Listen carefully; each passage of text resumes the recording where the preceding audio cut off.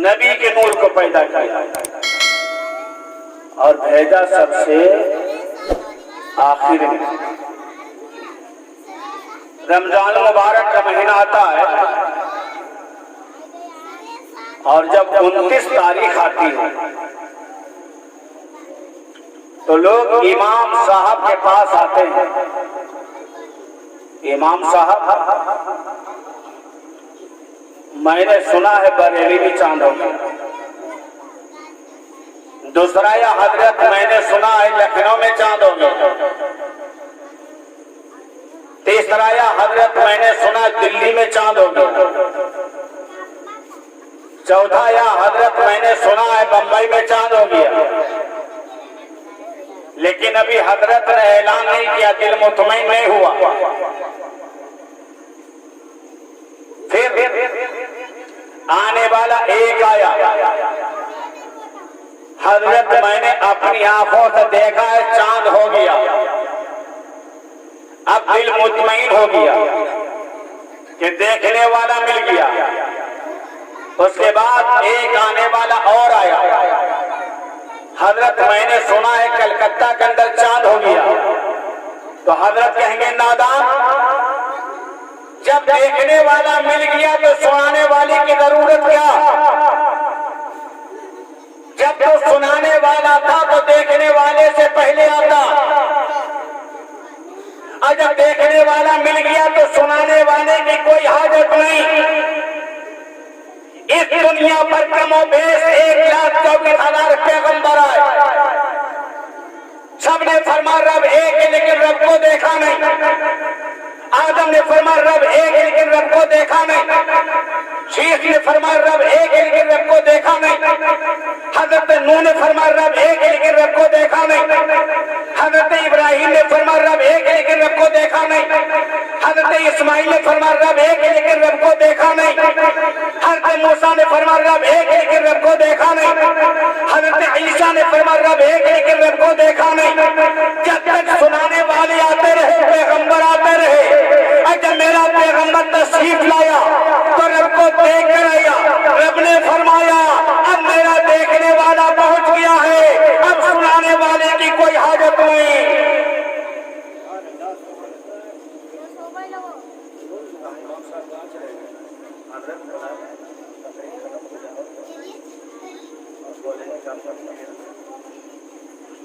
Public रोटी को बोला जाता है।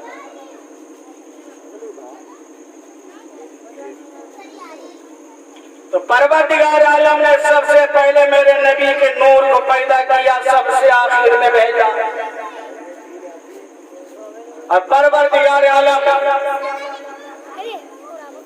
जिसको नबी बनाता है उसको आम इंसान की तरह नहीं बनाता। लोग नबी की सीरत को बयान करते हैं और क्या कहेंगे? सीरतुन नबी, नबी की सीरत देखो। नबी खाते हैं, नबी पीते हैं, नबी सोते हैं, नबी जागते हैं। नबी मक्का की गलियों में चलते हैं, नबी मदीना की गलियों में चलते हैं, नबी ताइफ की गलियों में चलते हैं। नबी सोते हैं, नबी जागते हैं, नबी ने शादियां की। ये नबी की सीरत नहीं है, ये तो एक इंसान की सीरत है। इंसान खाता है, इंसान पीता है, इंसान सोता है, इंसान जागता है, इंसान शादी करता है। अगर इन्हीं अल्फाज के जरिए नबी की तारीफ की जाए, नबी की तारीफ नहीं है। सीरतुन नबी अगर बयान करना है तो ऐसे अल्फाज में बयान की जाए उसमें गैर शामिल ना हो। हम सुन्नियों में कोई पूछेगा नबी किसको कहता है तो मैं कहूँगा मेरा नबी वो है। अगर उंगली का इशारा करे तो चांद दो टुकड़े हो जाए। अली की नमाज अगर छूटे नबी इशारा करे तो डूबा हुआ सूरज वापस आ जाए। और जो लोग कहते हैं नबी हमारी तरह, तो रगड़े अपनी एक हाथ की उंगलियों को दूसरे हाथ की उंगलियों की भाइयों में। मेरे नबी ने रगड़ा था तो पानी का चश्मा निकला था। तुम रगड़ के दिखाओ, पानी निकलता या खून निकलता? कहे तो नबी हमारी तरह, नबी सोते जागते तुमने जमीन में चलता फिरता देखा? वो नबी का क्यों था जिसमें जो मेराज की रात लामका में पहुंचा? और जिस्म के लिए मकान जरूरी, अगर मेरा नबी जिस्म वाला तो लामका में पहुंचा कैसे? और जब लामका पहुंचा तो जिब्रील अमीन ने भी साथ छोड़ दिया था।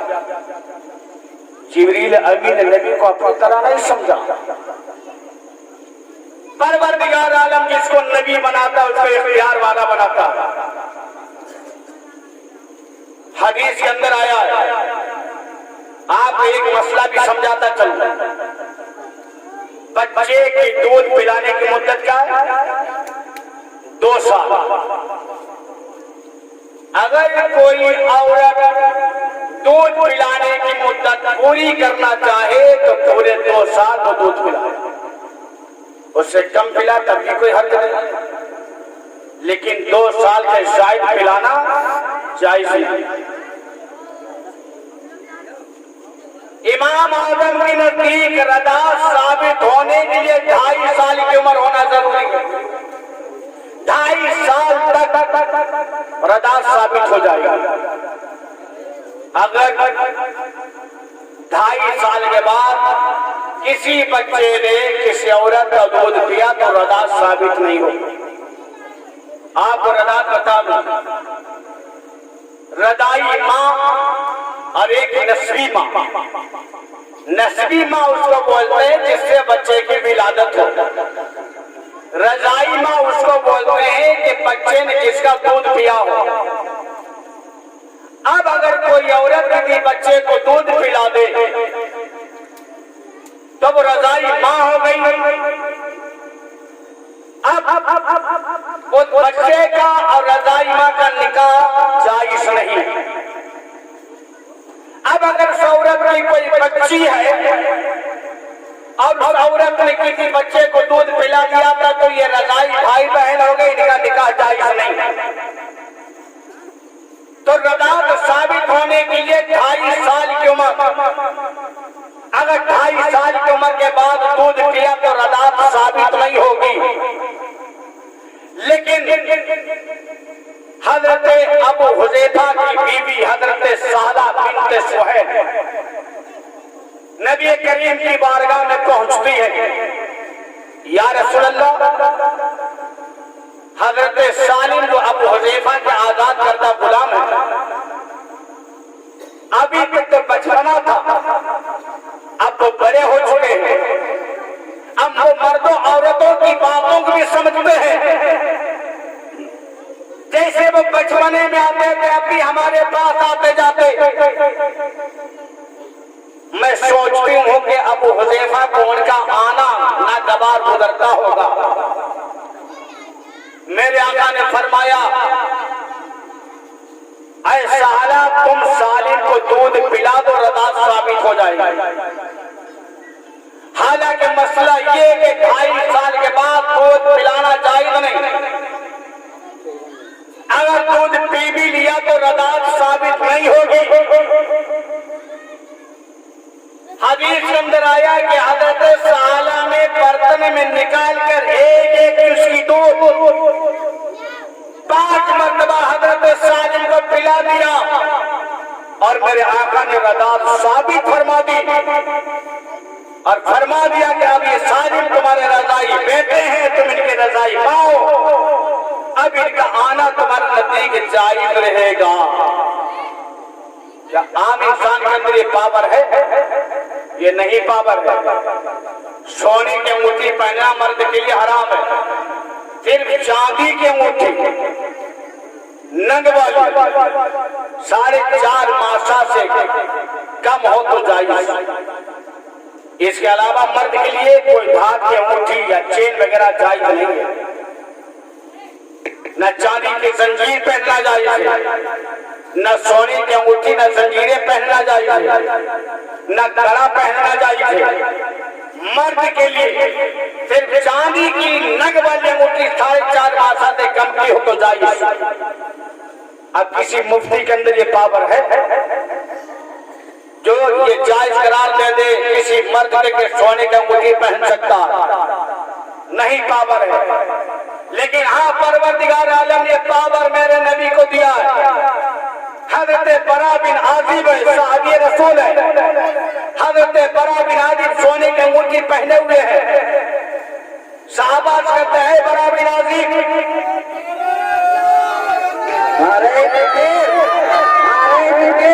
वाहिदी दूल्हा, वाहिदी दूल्हा, वाहिदी दूल्हा, वाहिदी दूल्हा, वाहिदी दूल्हा, नारे तकबीर, नारे रिसालत, नारे तकबीर, नारे रिसालत, वाहिदी दूल्हा, वाहिदी दूल्हा, वाहिदी दूल्हा, वाहिदी दूल्हा, नारे तकबीर, नारे रिसालत।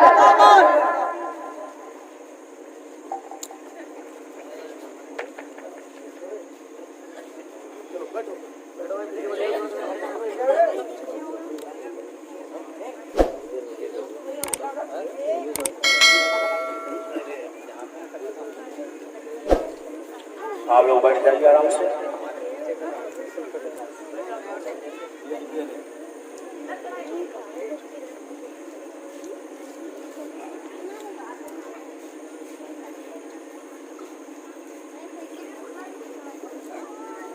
खुश नसीब है वो इंसान जो अभी तक यहाँ पे मौजूद है। अब हमारे दरमियान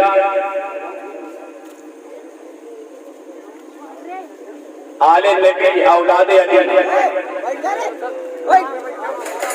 हुजूर सरकार सैयद हुसैन मियां साहब बिलग्राम शरीफ तशरीफ ला चुके हैं। हजरत का दीदार कीजिए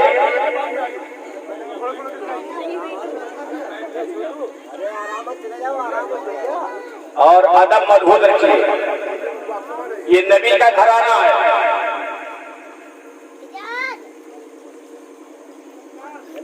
अहले बैत के बारे में काफी रवायतें मौजूद है। जो अहले बैत की मोहब्बत में मरा वो तौबा किया हुआ मरा। जो अहले बैत की मोहब्बत में मरा वो शहीद मरा। जो अहले बैत की मोहब्बत में मरा वो बख्शा हुआ मरा। और जो अहले बैत की दुश्मनी में मरा वो जहन्नमी मरा। और नबी का घराना मेरे आका सल्लल्लाहु अलैहि वसल्लम ने इरशाद फरमाया, सबका नसब चलता है बाप से, लेकिन मेरा नसब चलेगा मेरी बेटी हजरत फातिमा से।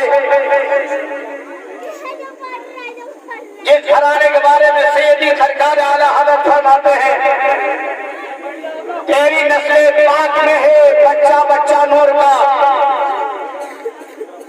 तेरी नस्ल पाक में है बच्चा बच्चा नूर का। तू है ऐने नूर, तेरा सब घराना नूर का। तो खुश नसीब वो लोग हैं जो आज हजरत के लिए रुके हैं और हजरत के हाथ पर हाथ देकर हाथ भेंट हो जाएंगे। तो समझ लो जितने हजरत के हाथ पर हाथ दे दिया वो जन्नती है। और क्यों जन्नती ना हो, जन्नत है किसकी? मेरे आका ने फरमाया, इन्नल अक़रब वल हुसैना सय्यदा शबाबि अहल जन्नह। जन्नत के सरदार हसन हुसैन है। और आज हुसैन की औलाद हमारे दरमियान मौजूद है। तो जिसके बाप दादा की जन्नत हो तो वो जन्नत के मालिक मेरे आका। लेकिन मेरे आका ने जन्नत के सरदार इमाम हसन हुसैन को दे दिया। आप मुसावा कीजिए। कुरान के बाद आपको पूरा मौका मिलेगा। सभी लोग बैठ जाइए। तो मैं ये कह रहा था कि मर्द के लिए सोने की अंगूठी पहनना जायज नहीं, लेकिन हजरत बरा बिन आजिब सोने की अंगूठी पहने हुए सहाबा ने फरमाया, ऐ बरा, तुम सोने के मोती पहने हो, क्या तुमने नबी का फरमान नहीं सुना कि मर्दों के लिए सोने के अंगूठे पहनना मना है? हजरत बरा बिन आदिब फरमाते हैं, मुझे मालूम है, लेकिन मेरे आका माले गनीमत तकसीम फरमा रहे थे। किसी को तलवार अता की, किसी को जीरा अता की, किसी को घोड़ा अता किया, किसी को मालूसर अता किया। ये सोने की अंगूठी बची। मेरे आका ने नजरों को झुकाया, फिर मेरी तरफ देखा, फिर नजरों को झुकाया, फिर मेरी तरफ देखा, फिर नजरों को झुकाया, फिर मेरी तरफ देखा। फरमाया, बरा, अपने हाथ को बढ़ाओ। मैंने अपना हाथ बढ़ाया, मेरे आका ने सोने की अंगूठी पहना दी और फरमाया, बरा, ये तुम्हारे लिए तो जायज है, लेकिन तुम्हारे अलावा और कोई इस्तेमाल करेगा तो नाजायज है। इन हदीस से क्या मालूम चला कि नबी आम इंसान की तरह नहीं है। नबी की अजमत देखिए। ये रबीउल अव्वल का महीना है, और जब रबीउल अव्वल का महीना आता है, जहां जहां सुन्नी हजरात है, वहां पे नबी की मिलाद है। मिलाद नबी का माना है नबी की मिलाद, नबी की पैदाइश। हम नबी की विलादत पर खुशी भी मनाते हैं, हम जुलूस में निकालते हैं। आज लोग कहते हैं कि झंडे लगाना जरूरी नहीं है, लेकिन मैं कहता हूँ झंडे लगाना सुन्नत इलाही है, लेकिन परवरदिगार आलम झंडे नहीं लगाए। लेकिन हजरत आमना फरमाती है, जब मेरे बेटे की विलादत हुई, जिब्रील अमीन फरिश्तों की जमात के साथ आए। एक झंडा मशरिक में लगा दिया, एक झंडा मगरिब में लगा दिया, एक काबे की छत पे लगा दिया। अब मालूम हुआ कि फरिश्ते मासूम है, फरिश्तों से कोई गुनाह नहीं हो सकता। जिब्रील अमीन आए थे तो अपनी मर्जी से नहीं आए थे, बल्कि रब ने भेजा था। तो रब की मर्जी से मालूम हुआ कि नबी की विलादत के मौका पे झंडा लगाना ये परवरदिगार आलम की सुन्नत है। लेकिन आज लोग झंडों से भी चिढ़ते हैं। मैं कहता हूं झंडा लगाना वाजिब और फर्ज नहीं है, लेकिन अपना मकान पे झंडा जरूर लगा दिया करो। क्यों? नबी की मिलाद पे सभी खुशियां मनाते हैं। शिव इब्लीस रो रहा था नबी की विलादत के मौका पर। अंदाजा लगा लो, अगर कोई नबी की मिलाद पे एतराज करे तो समझ लेना वो शैतान का बेटा है, इब्लीस का बेटा है। लगाओ अपने मकान पे झंडे, ताकि झंडा देखकर लोग पहचान ले ये नबी की मिलाद पर खुशी मनाने वाला है। मस्जिदों पे मीनार बनाना वाजिब और फर्ज नहीं है, लेकिन मस्जिदों पे मीनार बनाओ। क्यों? ताकि मस्जिदों की पहचान हो जाए। जब मस्जिदों पे गुंबद रज़ा बना दिया जाता है, मस्जिद के गेट पर गुंबद रज़ा बना दिया जाता है, तो आदमी समझ लेता है ये सुन्नी बरेलवी मस्जिद है। इसी तरह जब मेरे मकानों पे झंडा लगा होगा, कोई इंसान देखेगा तो पहचान लेगा ये नबी की मिलाद पर खुशी मनाने वाला है। आप किसी बस्ती से जाइए, वहां मस्जिद हो लेकिन मस्जिद में मीनार ना हो, आप निकलते चले जाइए, आपको मालूम नहीं चलेगा कि मुसलमानों की बस्ती है खैरों की। लेकिन वहीं आपने मस्जिद देखी, मस्जिद पे मीनार देखे, फौरन आपके जहन में फैसला किया ये मुसलमानों की बस्ती है। लेकिन अभी फैसला सही नहीं हुआ कि बस्ती तो है ये, लेकिन ये देवबंदियों की है, ये सुन्नियों की है। लेकिन अगर तुमने उसी मकान पर, उसी बस्ती के अंदर मकान पर झंडे देख लिए, फौरन अंदाजा लगा लोगे ये बरेलवी सुन्नी है, ये नबी की मिलाद मनाने वाला।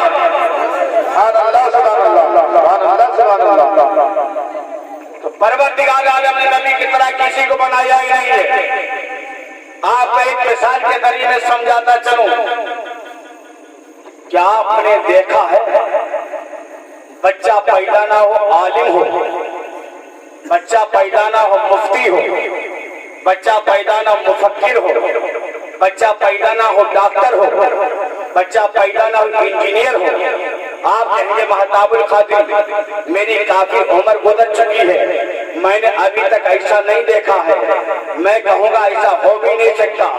मालूम ये चला आदमी पहले है, आलिम बाद में, आदमी पहले मुफ्ती बाद में, आदमी पहले मुफक्किर बाद में, आदमी पहले मुहद्दिस बाद में, आदमी पहले डॉक्टर बाद में, आदमी पहले इंजीनियर बाद में, आदमी पहले इज्जत बाद में, आदमी पहले वकार बाद में, आदमी पहले जिल्लत बाद में, आदमी पहले इज्जत बाद में। मैं और आगे बढ़ूं, माइक पहले, आवाज बाद में, पंखा पहले, हवा बाद में, बल्ब पहले, रोशनी बाद में। मुझे और आगे बढ़ने दिया जाए। मुस्तफा रजा पहले, मुफ्ती आदमी हिंद बाद में, अहमद रजा पहले, आला हजरत बाद में, नसीरुद्दीन पहले, चराग दहलवी बाद में, कुतुबुद्दीन पहले, बख्तियार काकी बाद में, मोइनुद्दीन पहले, गरीब नवाज बाद में, अब्दुल कादिर पहले, गौसुल आजम बाद में, अब्बास पहले, अलमबरदार बाद में, हुसैन पहले, शहीद आजम बाद में, अली पहले, हैदरी कर्रार बाद में, उस्मान पहले,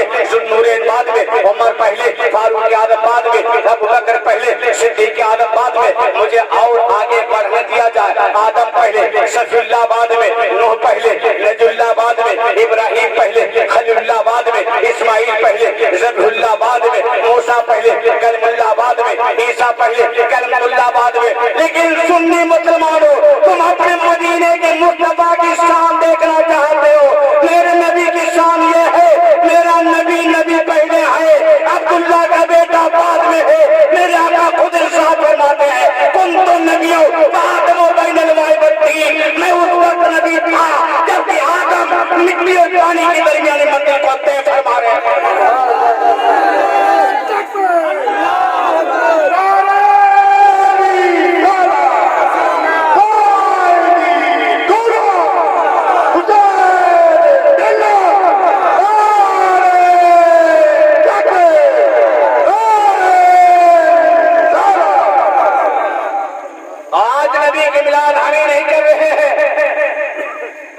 नबी की मिलाद तमाम नबियों ने मनाई और हर नबी अपने अपने दौर में मेरे नबी की मिलाद का जिक्र करता रहा।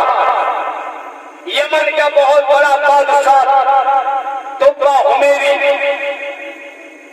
अपना लश्कर लेकर निकला सैर करने के लिए। और छोटा लश्कर नहीं था, उसमें उलमा भी थे, मुफ्तियाने किराम भी थे। 1,32,000 सवार थे, 1,13,000 पैदल थे। जिस बस्ती से निकलते थे बस्ती वाले देखने के लिए आ जाते थे तुब्बा उमैरी के लश्कर को कि बहुत बड़ा बादशाह अपने लश्कर के साथ निकला। लेकिन जब तुब्बा उमैरी मक्का की सरजमीन पर पहुंचा था तो मक्का के कोई बाशिंदा उसके दीदार के लिए ना निकला।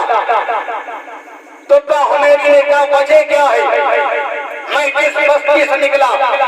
हर बस्ती वाला इस्तकबाल के लिए आ जाता है, लेकिन मक्का का कोई निशान नहीं आया है। लोगों ने बताया कि मक्का के अंदर अल्लाह का घर है, दूरों दराज से लोग यहाँ आते हैं दीदार करने के लिए। तेरा लश्कर बहुत छोटा है, इस लश्कर से बहुत ज्यादा लोग मक्का की सरजमीन पर हर साल आते हैं और मक्का के लोगों को बड़े बड़े तोहफा दिया करते हैं। तुब्बा उमैरी ने जब ये सुना उसने इरादा कर लिया हम काबे को गिरा देंगे। इतना नियत करना थी, उसकी आंखों से, उसके कानों से, उसके नाक से खून जारी हो गया। बड़े बड़े डॉक्टरों को बुलाया गया, हकीमों को बुलाया गया, लेकिन किसी इलाज ने फायदा नहीं किया। तुब्बा उमैरी बड़ा परेशान हुआ। एक बड़ा आलिम रब्बानी आया, उसने जब देखा कहा बीमारी तो आसमानी है, इलाज जमीन का हो रहा है, आसमानी इलाज होना चाहिए। क्या ये बताओ बादशाह, क्या तुमने कोई इरादा किया है? अगर कोई बुरा इरादा किया है तो उससे बाद आ जाओ। कहा मैंने काबे को गिराने का इरादा किया है। कहा तौबा कर लो। तुब्बा उमैरी ने तौबा कर ली। तौबा करने के बाद फौरन वो सेहतयाब हो जाता फिर तुब्बा हुमैरी ने नबी की विलादत से 1000 साल पहले का ये वाकया है। अभी नबी की विलादत नहीं हुई है, नबी की विलादत से 1000 साल पहले का ये वाकया है। तुब्बा हुमैरी ने काबे के ऊपर रेशमी गिलाफ चढ़ाया। पहले काबे के ऊपर गिलाफ नहीं चढ़ता था, सबसे पहले काबे पे गिलाफ चढ़ाने वाला तुब्बा हुमैरी है। तुब्बा हुमैरी ने तमाम मक्का वालों को 7 रेशमी जोड़े अता किए, उनको अशरफिया दी। फिर ये काफिला चला मदीना शरीफ की तरफ। अभी मदीना बसा नहीं है, अभी वहाँ चटियल मैदान है। जब वो बस्ती से गुजरे तो इसकी जमात में 400 उलमा थे। 400 उलमा ने कहा हम यहीं पे रुकेंगे। हमने जो किताबों के अंदर पढ़ा है आखिरी पैगंबर आएगा और वो हिजरत करके मक्का से जिस सरजमीन पर आएगा, इस सरजमीन की निशानियां जो है इसी जमीन में पाई जा रही है। तो हुमैरी ने कहा जब तुम्हारी तमन्ना ये है तुम यहीं रुकना चाहते हो तो मैं तुम्हारे लिए मकान बनवा देता हूँ। तो हुमैरी ने 400 मकान बनवाए और जो बड़ा आलिम था आलिम रब्बानी उसके लिए 2 मंजिला मकान बनवाया और एक खत लिखा नबी के नाम कि मैं आप पर ईमान लाता हूँ, आपका कलमा पढ़ता हूँ। 1000 साल पहले का ये वाकया, 400 उलमा वहां पे बस गए। मदीना शरीफ का ऐसे वजूद हुआ। तुब्बा हुमैरी 1 साल तक वहां पर रुका रहा। हो सकता है कि नबी हमारे जमाने में आ जाए, लेकिन नबी नहीं आया। तुब्बा हुमैरी चला गया। साल पे साल गुजरते रहे, साल पे साल गुजरते रहे। तुब्बा हुमैरी ने कहा अगर तुम्हारे वक्त में आ जाए तो ये खत नबी को दे देना, अगर तुम्हारे वक्त में ना आ जाए तो अपने बच्चों को दे देना। नस्लन बाद नस्लिन ये खत मेरा मुंतकिल होकर नबी के बारगाह में पहुंचा है। 1000 साल के बाद जब मक्का के सरजमीन से मेरा का हिजरत करके मदीना चले तो वो मकान जो आलिम रब्बानी के लिए तुब्बा हुमैरी ने बनवाया था वो अबू अय्यूब अंसारी के कब्जे में था। अबू अय्यूब अंसारी ने वो खत अपने गुलाम को दे दिया और जब मेरे आका तशरीफ लाए और अबू अय्यूब अंसारी का गुलाम जब खत लेकर पहुंचा मेरे आका ने उसका नाम भी बता दिया और बताया तुब्बा हुमैरी का खत तुम्हारे पास मेरे हवाले कर दो। कौन कहता नबी को इल्म गैब नहीं है? नबी को 1000 साल पहले तुब्बा हुमैरी ने खत लिखा था और जैसे अबू अय्यूब अंसारी का गुलाम नबी के सामने पहुंच गया है मेरे आका उसका नाम भी बता देते हैं और तुब्बा हुमैरी का खत वगैरह बताओ सल्तनत भी कर ले। सुभान अल्लाह।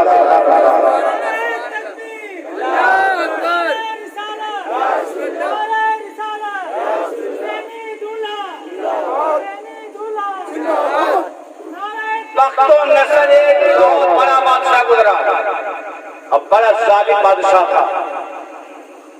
बख्तो नसर ने बनी इस्राइल को कत्ल किया। उसके बाद इसने ख्वाब देखा, अब ख्वाब देखकर भूल गया। नुजूमियों को काहिनों को बुलाया। बादशाह ने कहा मेरा ख्वाब बयान करो, उसकी ताबीर बयान करो। नुजूमियों और काहिनों ने कहा अपना ख्वाब बयान कीजिए, मैं ताबीर बयान कर दूंगा। बख्तो नसर ने कहा ख्वाब भी तुम्हें बयान करो, ताबीर भी तुम्हें बयान करो। अगर तुमने मेरा ख्वाब मेरी ताबीर बयान ना की तो 3 दिन की मोहलत है, 3 दिन के बाद तुमको कत्ल कर दिया जाएगा। 3 दिन हो गए लेकिन नुजूमी ख्वाब और ताबीर ना बता सके। हज़रत दानियाल तस्लीम अल्लाह के पैगंबर हैं। उस वक्त ये बख्तो नसर के कैद में थे। हज़रत दानियाल ने फरमाया मैं बादशाह का ख्वाब भी जानता हूँ, ख्वाब की ताबीर भी जानता हूँ। जब हज़रत दानियाल को बुलाया गया आपने उसको सजदा नहीं किया। बादशाह ने कहा तुमने मुझे सजदा क्यों नहीं किया? आपने फरमाया हम अल्लाह के अलावा किसी को सजदा नहीं कर सकते, इसी वजह से मुझे इल्म ताबीर रुया दिया गया है। को तो ये इल्म खत्म हो जाएगा। क्या बता मैंने कौन सा ख्वाब देखा है। हज़रत दानियाल फरमाते तूने एक बुत देखा है जिसकी आंखें सोने की है, जिसकी कमर चांदी की है, जिसकी पिंडली लोहे की है, जिसके सुरीन तांबे के हैं और कमर सुरीन के दरमियान का हिस्सा मिट्टी का है। फिर तूने देखा आसमान से एक पत्थर आया जो उस बुत के ऊपर गिरा, बुत रेजा रेजा हो गया, लोहा पीतल सोना मिट्टी आपस में ऐसा मिल गया। अगर तमाम जिन्नात और तमाम इंसान अलहदा अलहदा करना चाहे तो अलहदा अलहदा नहीं कर सकते हैं। फिर तूने देखा वो पत्थर आसमान की तरफ उठना शुरू हुआ और जितना ऊपर जा रहा था उतना बड़ा होता जा रहा था, जितना ऊपर जा रहा था उतना बड़ा होता जा रहा था। यहाँ तक पत्थर इतना बड़ा हुआ तुझे जमीन आसमान पत्थर के अलावा कुछ दिखाई नहीं देता था। हाँ हाँ मैंने ये ख्वाब देखा है, लेकिन इसकी ताबीर बताओ। हज़रत दानियाल फरमाते हैं सोने मुराद तेरी कौम है, चांदी मुराद वो कौम है जिसका बेटा तेरा जो है बादशाह बनेगा, और फारस लोहे मुराद मिलके भारत है, चांदी मुराद मुल्क रोम है, और मिट्टी मुराद तो और है जो रोम और भारत में हुकूमत करेंगे। और जो तूने पत्थर देखा है जो पूरी जमीन पर फैल गया वो दीन मुस्तफा है। एक दिन ऐसा आएगा अल्लाह का आखिरी पैगंबर तशरीफ लाएगा जो वो दीन लेकर आएगा, उसका दीन पूरी दुनिया के अंदर फैल जाएगा। लेकिन आज लोग इसी में पड़े हैं कि नबी हमारी तरह, नबी के दो हाथ हमारे दो हाथ, नबी के दो पैर हमारे दो पैर, नबी के दो आंखें न हमारी दो आंखें, नबी हमारी तरह। ये नबी की सीरत नहीं है, ये तो एक इंसान की सीरत है। नबी चलते हैं, नबी खाते हैं, नबी सोते हैं, नबी जागते हैं, ये नबी की सीरत नहीं है, ये तो एक इंसान की सीरत है। इंसान चलता है, इंसान खाता है, इंसान पीता है, इंसान सोता है। नबी की सीरत अगर बयान करना है तो ऐसे नहीं बयान की जाएगी। नबी की सीरत ऐसे बयान की जाएगी कि इंसानों से तमीज हो जाए। मुझसे अगर पूछेगा नबी किसको कहते हैं तो मैं कहूँगा मेरा नबी वो है जो मेराज के रास्ता तो आसमान के आगे चला जाए, सिदरतुल मुंतहा के आगे चला जाए। मेरा नबी वो है अगर मुरियां रगड़ दे पानी का चश्मा निकल आए। मेरा नबी वो है अगर इशारा करे तो चांद टुकड़े हो जाए। मेरा नबी वो है इशारा करे तो तौबा हुआ सूरज वापस आ जाए।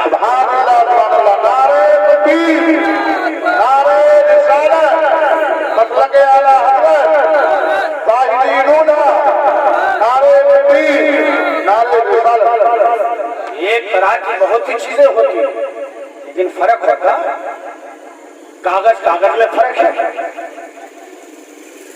एक बच्चा कागज का टुकड़ा लेकर परचून की दुकान पर पहुंचा, दुकानदार ने वो कागज का टुकड़ा लिया, तिजोरी में रखा, एक कागज निकाला, बच्चे को नमकीन बांध कर दी। बच्चे ने नमकीन खाई, कागज फेंक दिया। मैंने कहा दुकानदार जो बच्चा कागज लेकर आया था उसी कागज में बच्चे को नमकीन बांध कर क्यों ना दे दी? बोला मौलाना वो कागज नहीं है। मैंने कहा कागज ही था, मैंने अपनी आंखों से देखा। बोले वो कागज नहीं है। मैंने कहा कागज, बोले कागज है लेकिन इसको कागज कहा नहीं जाएगा। मैंने कहा क्यों? का गवर्नमेंट की मोहर लग गई है। मैंने कहा मोहर लग गई तो है तो कागज। बोला मोहर लग गई तो कागज को कागज नहीं कहा जाएगा, अब इसको रुपया कहा जाएगा, इसको दिरहम कहा जाएगा, इसको दिनार कहा जाएगा, इसको अशरफी कहा जाएगा, इसको डॉलर कहा जाएगा। मैंने क्या समझ में आ गया जब गवर्नमेंट की मोहर कागज पे लग जाए तो कागज कागज में फर्क हो जाए। एक कागज वो भी है जो नालियों में पड़ा है, आप जूतों से ढूंढते हो। एक कागज वो भी है जब कोई शायद ना करता है तो निकालने को दिल नहीं चाहता है। एक कागज वो भी है जो तिजोरी के अंदर जमा किया है, तो आप कहेंगे मैंने जो तिजोरी के अंदर जमा किया है अब वो कागज में रुपया है, उसके ऊपर गवर्नमेंट की मोहर लग गई है। मैंने कहा समझ में आ गया, गवर्नमेंट की मोहर लग गई, अब कागज तो कागज नहीं कहा जाएगा, उसको रुपया कहा जाएगा, उसको दिरहम कहा जाएगा, उसको दिनार कहा जाएगा, उसको सफी कहा जाएगा, उसको डॉलर कहा जाएगा। मैंने कहा परवरदिगार आलम ने मेरे नबी के दोनों शानों के बीच में खत्म नबुव्वत की मोहर लगा के बता दिया, ऐ इंसानों अब इस नबी को अपनी तरह बशर नहीं कहा जाएगा, इसको ताहा कहा जाएगा, यासीन कहा जाएगा, मुजम्मिल कहा जाएगा, मुदत्तिर कहा जाएगा, शाफिर नहसर कहा जाएगा, खातमुन नबी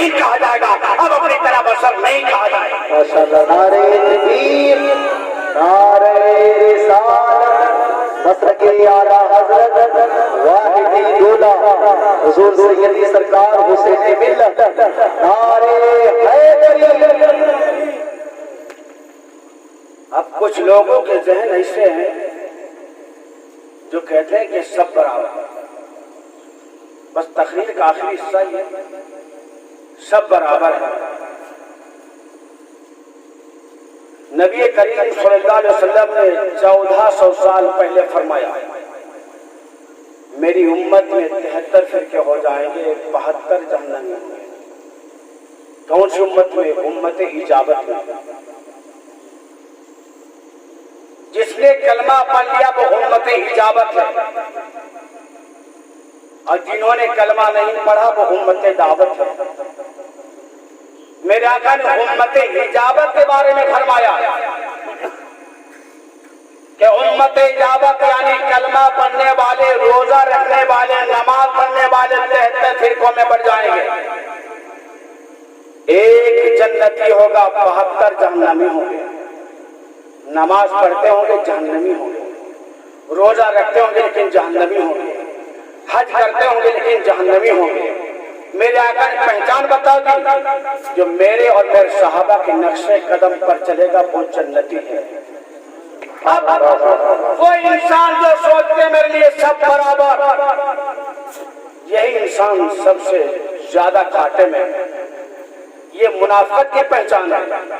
मुनाफिक आदमी उस बकरी की तरह है जो कभी इधर चलती है कभी उधर चलती है, ना इधर की रहती ना उधर की रहती है, और जो दोनों तरफ तो मुंह लेकर जाता है उसका ठिकाना जहन्नम होगा। कुरान के अंदर आया है, इन्नल मुनाफिकीना फी दरकिल असफली मिनन नार, मुनाफिकीन जहन्नम के सबसे निचले वाले तबके में होंगे। मालूम ये चला कि सबको बराबर मत समझो। जैसे एक इंसान बड़ा भोला भाला है, इलेक्शन आपके यहाँ होता है, हाथी वाला भी आता है, साइकिल वाला भी आता है, कमल वाला भी आता है, पंजा वाला भी आता है। एक इंसान बड़ा भोला भाला है, मेरे दरवाजे पे सब आए थे, हमारे लिए तो सब बराबर है। हाथी वाला भी आया था, साइकिल वाला भी आया था, हमारे दरवाजे पे पंजे वाला भी आया था, कमल वाला भी आया था, मेरे लिए तो सब बराबर है। हमारी किसी तो दुश्मनी थोड़ी है।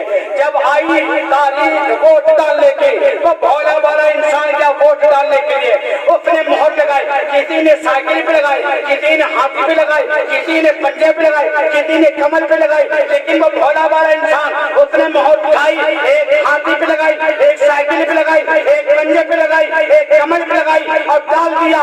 जब गिनती शुरू हुई, साइकिल को अलहदा किया गया, हाथी को अलहदा किया गया, कमल को अलहदा किया गया, पंजे को अलहदा किया गया, सबकी गिनती हो रही है, लेकिन वो वोट दिया गया कि जिसके हर निशान पर मोहर लगी थी, बताओ वो किधर जाएगा? उसकी कहीं गिनती है? उसकी कोई गिनती नहीं। इसी तरह वो इंसान जो दोनों तरफ मिलकर रहता है, उसकी भी गिनती कहीं नहीं होगी, उसका ठिकाना जहन्नम के अंदर होगा। याद नबी की मोहब्बत अपने दिल के अंदर बसाओ और अपनी निस्बत को मजबूत कर लो। निस्बत से मुमताज हो जाती है। कपड़ा कपड़ा बराबर, लेकिन कोई इंसान अपने कपड़े को चूमता नहीं है। क्या आप जब कुर्ता या कमीज पहनते क्या चूमते नहीं? आपके घर में बिस्तर भी होंगे क्या चूमते नहीं? लेकिन एक कपड़ा वो हुआ जो आप लेकर आए, आपने कुरान पे चढ़ा दिया। जब आपने कुरान उठाया तो पहले कपड़े को चूम लिया। कपड़ा वो भी है, कपड़ा ये भी जो आप पहनते हैं, लेकिन आप अपने पहने हुए कपड़े को नहीं चूमते। कुरान पे चढ़ गया तो उसको चूम लिया। मैंने कहा क्यों? क्या इसको कुरान से निस्बत हो गई? आप अपने मकानों में दाखिल होते हैं, लेकिन अपने मकानों के दरवाजे को, चौखट को चूमते नहीं है। लकड़ी है लेकिन एक